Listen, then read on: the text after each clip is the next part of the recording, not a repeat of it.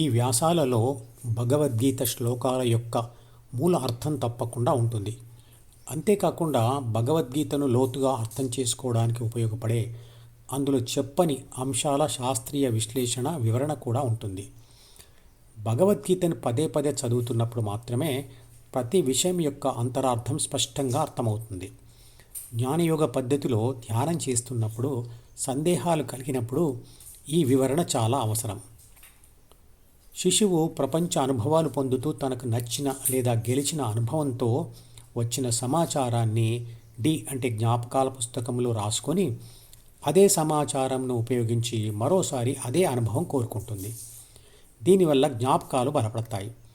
ఇదే అలవాటు కావడం గెలుపు అనుభవాలతో ఏర్పడి గట్టిపడుతుంది. ఏబీసీ ప్రస్తుత అనుభవ సమాచారంను గతంగా మారుస్తుంది. అలాగే ఆ గతం నుండి తన విశ్లేషణ సామర్థ్యంతో కోరికలతో భవిష్యత్తును సృష్టిస్తుంది. గత ప్రాపంచిక సమాచారం మరియు భవిష్యత్తు కోరికలు డీలో రాయబడతాయి. ఏబీసీ డిఈఎఫ్ దారిని వదిలి ధ్యానం చేస్తూ హృదయాన్ని అనుభవించిన తర్వాతే ఆ అనుభవ సమాచారంను డీలో రాస్తుంది.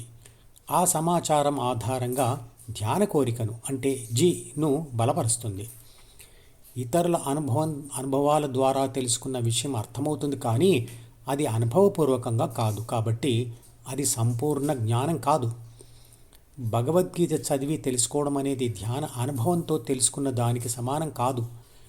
భగవద్గీత చదివిన తర్వాత ధ్యానం చేయకుంటే అది కేవలం తెలుసుకున్న విషయంగానే ఉండిపోతుంది, కానీ అది అనుభవంలోనికి వచ్చింది కాదు.